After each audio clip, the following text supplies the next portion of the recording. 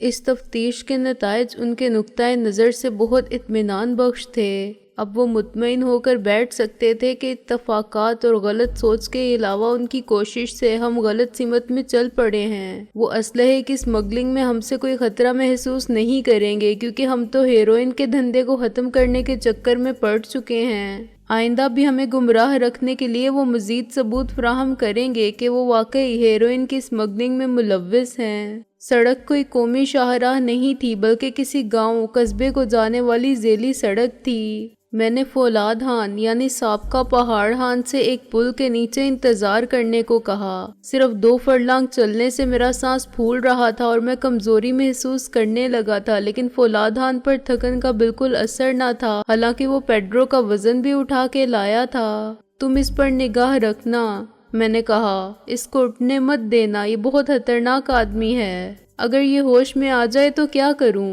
فولاد خان نے سر ہلایا۔ اس کو پھر بے ہوش کر دینا، میں نے کہا۔ تمہارے آس پاس اتنے پتھر پڑے ہیں۔ پتھر مارنے سے اس کا سر پھٹ جائے گا، وہ بولا۔ اچھا یہ ریوالور لو، میں نے کہا، اس کو ہلنے مت دینا، اگر یہ ہوش میں آ جائے۔ وہ کسی چھوٹے سے برساتی نالے کا پل تھا جو اس وقت خشک پڑا تھا۔ سڑک اس کے اوپر سے گزر رہی تھی اور اینٹوں سے بنے ہوئے واحد محرابی دروازے کے سائے میں 6 فٹ بلند اور 6 فٹ چوڑی جگہ بہت محفوظ تھی۔ میں باہر نکلا اور برگد کے ایک درخت کے بہت چوڑے تنے کے نیچے چھپ کر کھڑا ہو گیا، جہاں سے میں دونوں جانب سڑک کو دور تک دیکھ سکتا تھا، مگر سڑک پر سے گزرنے والے کسی شخص کی نگاہ مجھے نہیں دیکھ سکتی تھی۔ درخت کے آگے پیچھے وہ جال سا تھا جسے برگد کی داڑھی کہا جاتا ہے، اور اس کے ریشے زمین میں جڑوں کی طرح پیوست ہو کر چھوٹے موٹے درختوں کا تنا نظر آتے تھے۔ طویل اور پرعذاب انتظار کی قید سے رہائی کے بعد اب پھر انتظار تھا کہ سڑک پر کوئی سواری نظر آئے تو ہم منزل کا نشان پوچھیں اور آگے روانہ ہوں۔ منزل کے تصور کے ساتھ ہی رابعہ کا خیال اندھیری رات کے مسافر کے لیے چاند کی طرح ابھرتا تھا اور میری بے قراری میں اضافہ کرتا تھا۔ ابھی تک میں خود آزاد نہیں تھا تو میں نے خیال کو بھی پابند کر رکھا تھا، مگر اب دل ناصبور کے لیے ساعت دیدار کی خواہش ایک تڑپ بنتی جا رہی تھی۔ میں اس کے جمال لب و رخسار اور اس راحت قلب و جاں کی محبت کے خیال کے تلسم میں گرفتار ہر دھڑکن کو شمار کر رہا تھا جو عالم فراق میں گزرتے ہوئے وقت کی خبر دیتی تھی، اور اس وقت جب میں اسے رگے جاں سے بھی قریب تر دیکھتا تھا وہ نہ جانے کہاں تھی۔ اس کے بارے میں آخری خبر یہ تھی کہ اسے شکاری اغوا کر کے ڈونگا پتن نام کے کسی گاؤں کی طرف لے گئے تھے، اور عین اس وقت جب ہم ڈونگا پتن کے قریب تھے شکاری اپنی دوسری چال میں کامیاب رہے تھے اور مجھے بہت دور کسی نامعلوم مقام پر لے گئے تھے۔ محسن اور نیک محمد کامیاب لوٹے ہوں یا ناکام، مجھے غائب پا کے بہت پریشان ہوئے ہوں گے۔ کیا معلوم وہ رابعہ اور نازو کی تلاش میں جانے والے خود بھی گرفتار ہوں اور اب آس لگائے بیٹھے ہوں کہ میں ان کی رہائی کے لیے کچھ کروں گا، کیونکہ میں آزاد ہوں۔ یہ تقدیر کی عجب ستم ظریفی ہوگی کہ وہ مجھے آزاد فرض کیے اور مجھے خدا کی مدد کا وسیلہ سمجھے، امید اور عذاب کی گھڑیاں کاٹ رہے ہوں، جبکہ میں ایسی جگہ قید تھا جہاں سے میرا زندہ بچ کے نکل آنا ہی تائید عزتی کے بغیر ممکن نہ تھا۔ میری پوزیشن مختلف تھی، میرے بارے میں ان کو علم نہیں تھا کہ دشمن مجھے کس طرف لے گئے ہوں گے، چنانچہ مجھے ان میں سے کسی کے آنے اور مجھے رہائی دلانے کی امید بالکل نہیں تھی، اور یہ حقیقت ہے کہ وہ کبھی وہاں نہیں پہنچ سکتے تھے جہاں میں قید تھا، لیکن ان کے بارے میں مجھے اتنا ضرور معلوم تھا کہ وہ ڈونگا پتن کی سمت گئے ہوں گے۔ واپسی پر ان میں سے کوئی بھی مجھے نہ ملا تو میری تلاش کا آغاز ڈونگا پتن سے ہی ہوگا۔ جو واقعات گامے ماچھی کی جعلی خانقاہ پر پیش آئے تھے ان کی کڑیاں آپس میں ملی ہوئی تھیں۔ نازو اور رابعہ کو وہیں سے لے جایا گیا تھا، پھر محسن اور نیک محمد میرے ساتھ ان کو تلاش کرنے نکلے تھے تو ان کا اتنا سراغ پایا تھا کہ 2 افراد جن میں سے ایک لمبا اور دوسرا چھوٹا تھا انہیں ایک ایسی پرانے ماڈل کی شارلٹ میں ڈال کے لے گئے ہیں جس کی ایک ٹیل لائٹ نہیں اور پچھلا بمپر غائب ہے۔ اس کے بعد کوئی ہمارے تعاقب میں لگ گیا تھا اور ٹھیک وقت پر شکاری آ پہنچے تھے۔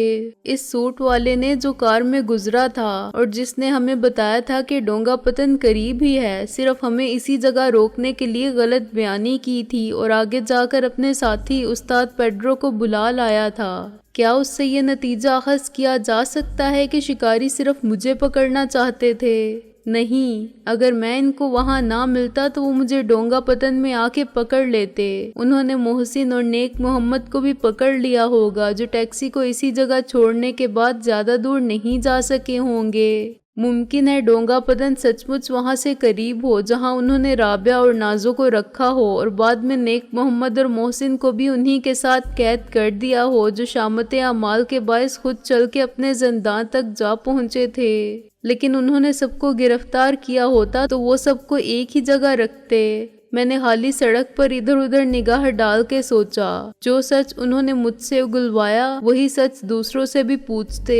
اس کالے قید خانے میں تو سب کے لیے جگہ تھی اور وہاں سے کسی کا نکلنا ناممکن تھا۔ قدرت کی بات الگ ہے جس نے فولاد خان جیسے شخص کو مدد کے لیے بھیج دیا تھا، حالانکہ اس کے پہاڑ جیسے وجود کی سب سے اوپر والی منزل تقریباً خالی تھی۔ شاید شکاری اس بار زیادہ محتاط تھے، انہوں نے سب کو الگ الگ رکھا ہوگا اور سب سے اپنے طور پر سچ اگلوانے کی بھرپور کوشش کی ہوگی۔ وہ اپنی کوشش میں کس حد تک کامیاب رہے؟ کون اس آزمائش اور عذاب کو جھیل کر وفا کے امتحان میں سرخرو ہوا اور کس نے ہمت ہار دی؟ جھوٹ بالآخر جھوٹ ثابت ہوگا یا میرا سچ ہی سب کا سچ بن جائے گا؟ اس کا علم مجھے سب سے ملے بغیر نہیں ہو سکتا تھا۔ تشدد کے حربے کا مقابلہ ہر ایک کے بس کی بات نہیں ہوتی، کیونکہ سب کی قوت برداشت ایک جیسی نہیں ہوتی اور سارے حربے ایک جیسے نہیں ہوتے۔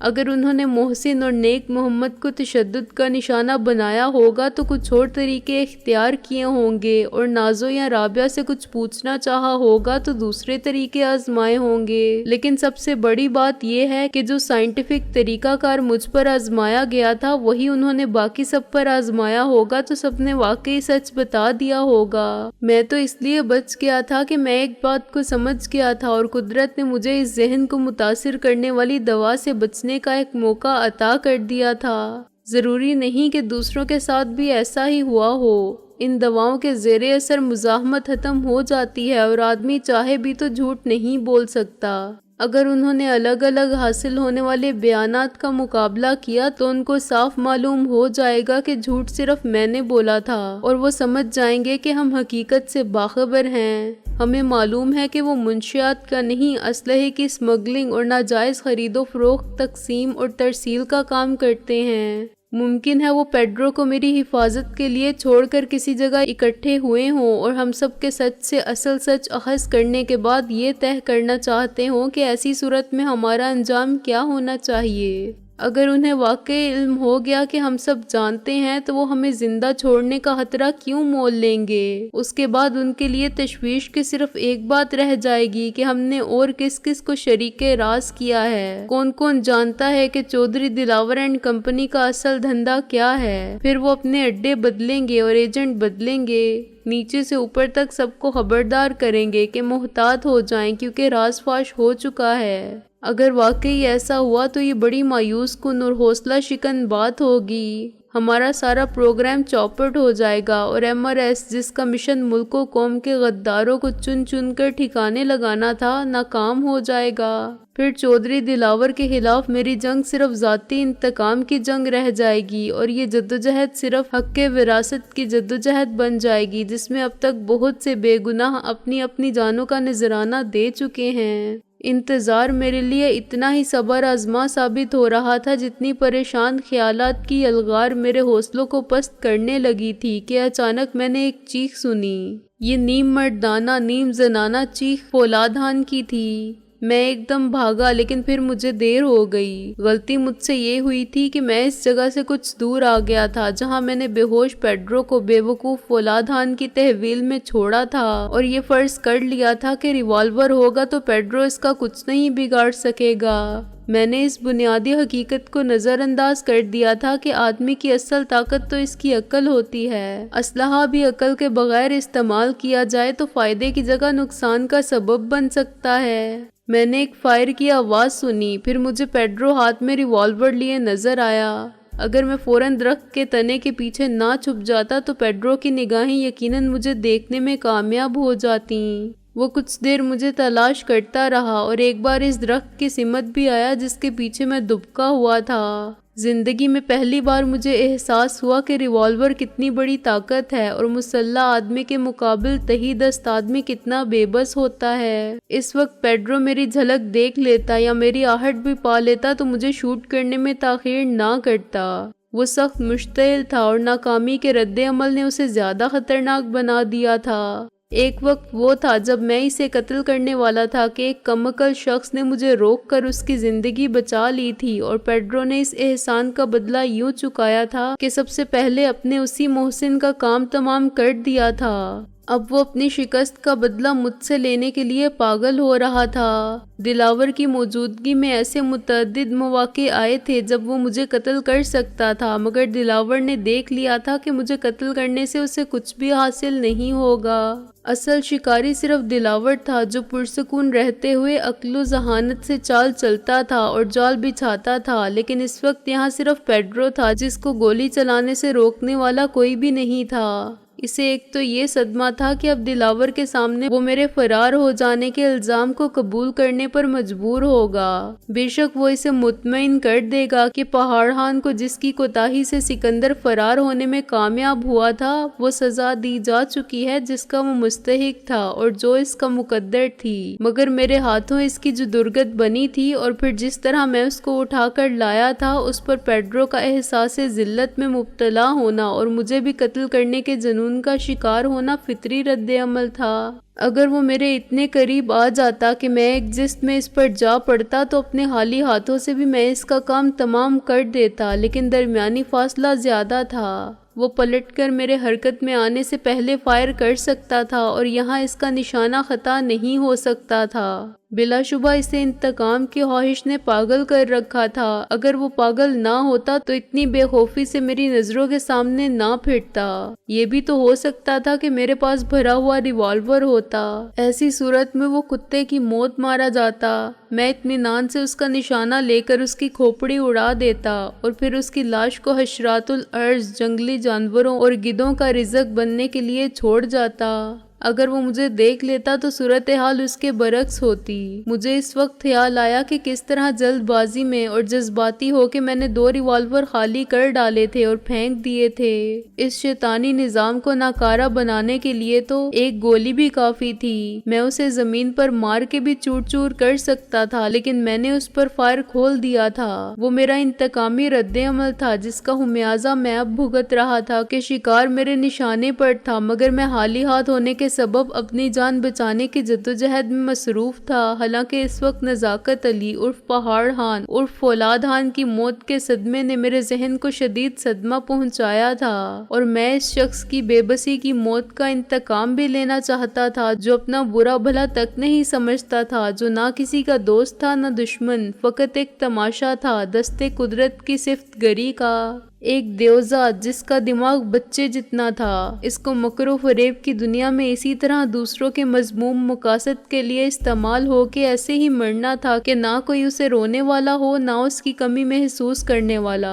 اب اس کے لالچی اور کمینے چچا کے لیے پریشانی کی کوئی بات نہیں رہی۔ اس کا احمق بھتیجا جو اس کا خون تھا اپنا حق مانگنے کی بات کرنے کے لیے بھی نہیں آئے گا۔ بالآخر پیڈرو نے میری تلاش ترک کر دی۔ مجھے اس کو جاتے دیکھ کر بہت افسوس ہوا۔ یہ جنگل نہ ہوتا تو میں اس کا تعاقب کرتا، لیکن یہاں پیچھا کرنا ناممکن تھا۔ خشک پتے اور سوکھی ٹہنیاں میرے قدموں کے نیچے چلانے لگتے اور اسے فوراً معلوم ہو جاتا کہ کوئی اس کے پیچھے آ رہا ہے۔ میرے آس پاس صرف پتھر پڑے تھے اور میں چاہتا تھا کہ پتھر مار کے اس کا سر پھاڑ دوں، مگر مجھے اپنے نشانے پر اعتماد نہیں تھا اور نشانہ خطا ہو جانے کے تمام نقصانات میرے ذہن میں تھے۔ پیڈرو اسی راستے پر چلا گیا جدھر سے کچھ دیر پہلے ہم آئے تھے۔ جب مجھے اس کی طرف سے کوئی خطرہ نہ رہا تو میں اپنی پناہ گاہ سے نکلا اور اس چھوٹے سے پل کے نیچے گیا جہاں میں نے پیڈرو کی زندگی پر فولادان کو اختیار دیا تھا۔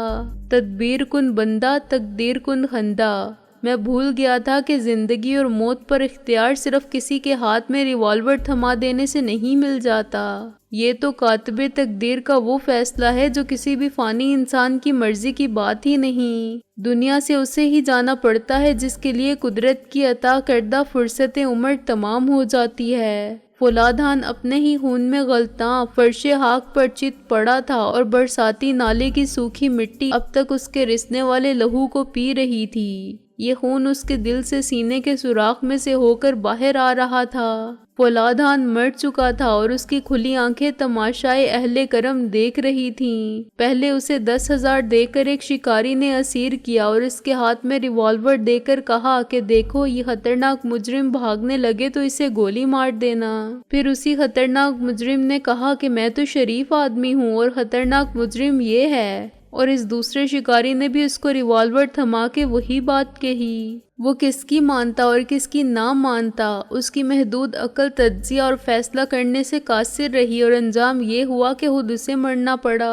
اس کے قریب بیٹھ کر میں نے بڑے دکھ سے اس وقت کو یاد کیا جب میں نے سوچا تھا کہ پہاڑان اب فولادان بن کے MRS کا رکن ہو جائے گا، جہاں اسے وہ سب ملے گا جو دنیا نے نہیں دیا۔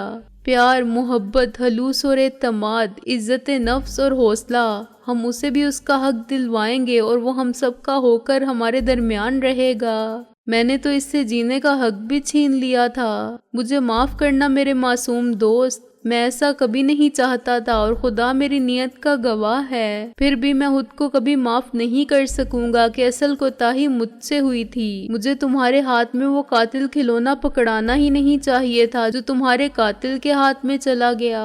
پیڈرو مکر کیے پڑا رہا ہوگا اور موقع پاتے ہی ایک جست میں اس نے ریوالور پر قبضہ کر لیا ہوگا۔ ان سب باتوں کو میں نے پہلے سے ذہن میں رکھا ہوتا تو میں یہ غلطی نہ کرتا، لیکن خود میرا ذہن گزشتہ 3 دن کی اذیت برداشت کرنے کے بعد 100% فعال اور مستعد نہیں ہوا تھا۔ یہ بھول مجھ سے زیادہ میرے نادان نجات دہندہ کو مہنگی پڑی۔ میں اس پوزیشن میں نہیں تھا کہ فوری طور پر اس کی تدفین کا انتظام بھی کر سکتا، چنانچہ میں نے خدا سے ہاتھ اٹھا کے دعا مانگی کہ اس بدبخت کی مغفرت فرما جس نے سکندر بخت کے لیے حق دوستی ادا کر دیا تھا۔ میں زیادہ دیر نہیں رک سکتا تھا۔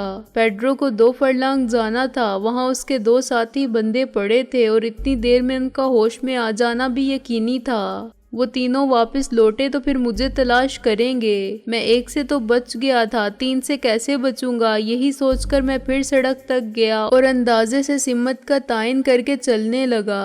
دھوپ میں اب تیزی آنے لگی تھی۔ میرے جسم کے لیے اس سڑک پر پیدل سفر کرنا مشکل ہونے لگا اور 1 میل بعد میری ٹانگیں کانپنے لگیں۔ ابھی تک مجھے آبادی کے آثار کہیں نظر نہ آئے تھے، جو بہت عجیب بات تھی۔ آخر وہ سڑک کس لیے بنائی گئی تھی؟ ایک سڑک تو متعدد گاؤں اور بستیوں کو ملاتی ہے، پھر اس پر آمد و رفت کیوں نہیں تھی؟ کوئی تانگا یا ریڑا، بیل گاڑی یا گاڑی ابھی تک میرے قریب سے نہیں گزرے تھے اور مجھے دونوں جانب صرف جنگل نظر آ رہا تھا۔ اگر کھیت ہوتے تو شاید مجھے کھیت میں کام کرنے والے کسی نہ کسی آبادی کا پتہ ضرور بتا دیتے۔ 3 دن ایک سیاہ خانے میں 3 برسوں کی قید تنہائی اور سخت ترین اذیت کی سزا کے برابر تھے، چنانچہ مجھے صحیح خوراک کی اور آرام کی اشد ضرورت محسوس ہو رہی تھی۔ نہ جانے کب سے میں نے ڈھنگ کا کھانا نہیں کھایا تھا، کافی اور چائے تک نہیں پی تھی۔ اس وقت ایک دشت کی ویرانی میں مجھے گزرا ہوا وقت یاد آیا، وہ وقت جو کسی اور کی زندگی کا خواب لگتا تھا، جو ولایت میں شہزادگی کے شب و روز میں بسر ہوا تھا، اور عیش کوشی کا وہ زمانہ جو میں نے اور محسن نے حسینان افرنگ کے دلوں پر قسم کے جھنڈے گاڑتے گزارا تھا۔ وقت جو اس کے بعد رابعہ کے حسن و آلام کے لطف و عنایات کا صلہ ہوا، جو رفاقتوں کے رنگ سے مہکتا گزرا اور دوستوں کے خلوص کا ساتھ بن کے ملا۔ ایسے وقت میں جب میں سب سے جدا اپنی تنہائی کے خوف اور مایوسیوں کے حوصلہ شکن آسیب میں گھرا ہوا تھا، مجھے وہ دوستی اور محبتوں سے معمور دن بہت یاد آئے۔ ان سب سہاروں کی ضرورت آج بھی تھی۔ اچانک میرے کانوں نے قریب آتی ہوئی کسی گاڑی کی آواز سنی۔ اس راستے پر ابھی تک مجھے ایک آدمی بھی گزرا نظر نہیں آیا تھا۔ ادھر کسی گاڑی کا آنا چیمائنی وارڈ، یہ شک پر مبنی سوال بالکل منطقی تھا، چنانچہ میں تھوڑا سا کھسک کر ایک درخت اور اس کے دامن میں اگی ہوئی جھاڑی کے پیچھے ہو گیا۔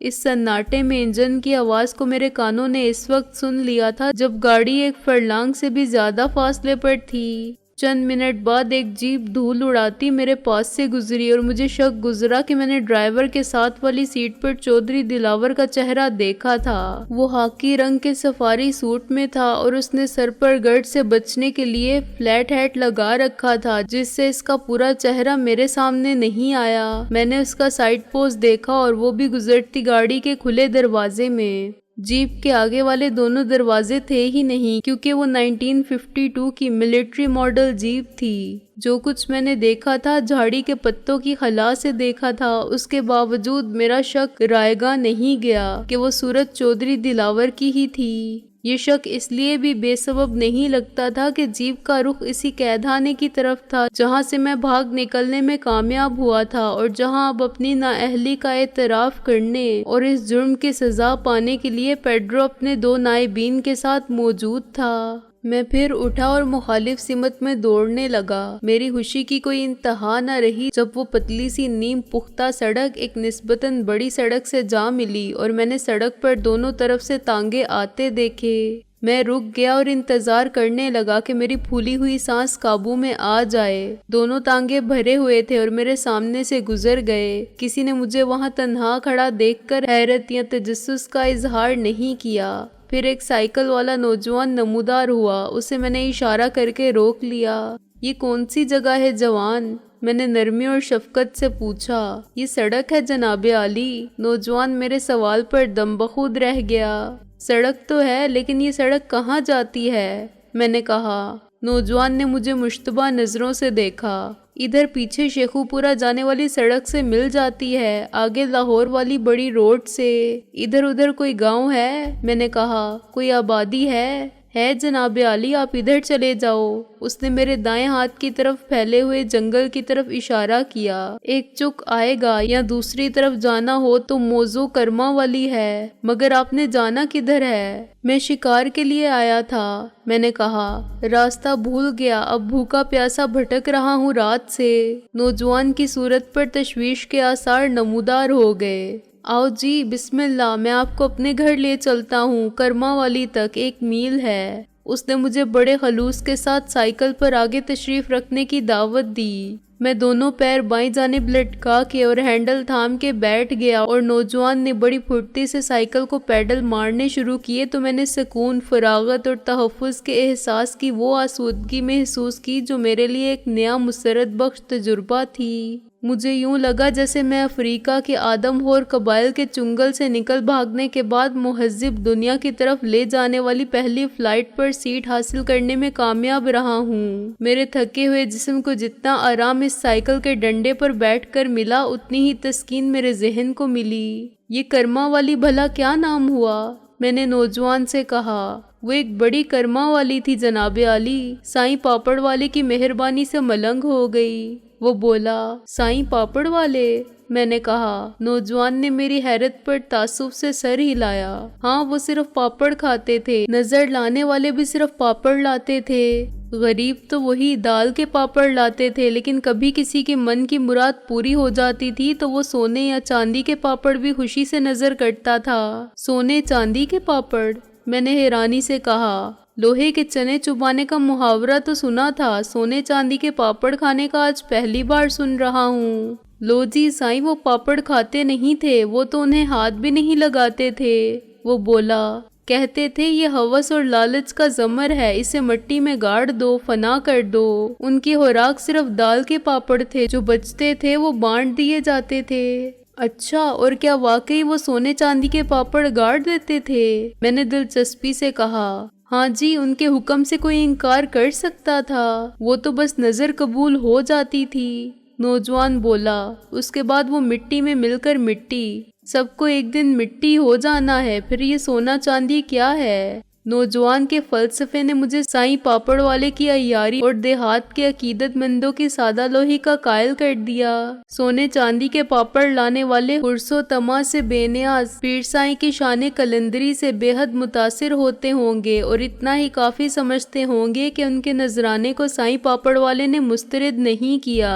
پھر وہ پیر کے ڈیرے کے آس پاس کہیں بھی وہ پاپڑ تھوڑی سی مٹی ہٹا کے گاڑ جاتے ہوں گے۔ گہری قبر کھودنے کی نہ وہ ضرورت محسوس کرتے ہوں گے اور نہ ان کے پاس زمین کو کھودنے کے لیے آلات ہوتے ہوں گے۔ آخر خالی ہاتھوں سے کوئی کتنی گہرائی تک کھودے گا؟ زیادہ سے زیادہ 1 فٹ۔ سائیں پاپڑ والے کے معتمد چیلے دیکھتے رہتے ہوں گے کہ ہوس اور لالچ کا زہر کہاں دفن کیا گیا ہے، یا بعد میں رات کے وقت خود سائیں پاپڑ والے کو تازہ کھدی ہوئی مٹی دیکھ کر اندازہ کرنا مشکل نہ ہوتا ہوگا کہ مال کہاں ہے۔ سب کے سامنے دال کے پاپڑ کھانے والا کتنا دولت مند ہوگا، اس کا کوئی تصور بھی نہیں کر سکتا تھا۔ اس سونے چاندی کو شہر کے ہوشیار ایجنٹ سناروں تک پہنچا کے دام کھڑے کرتے ہوں گے۔ سائیں پاپڑ والے کی سالانہ آمدنی کا کوئی حساب نہ تھا، چنانچہ وہ انکم ٹیکس کے جھمیلوں سے بھی محفوظ تھا، جن سے محنت کر کے رزق حلال کمانے والوں کے لیے مفر نہیں۔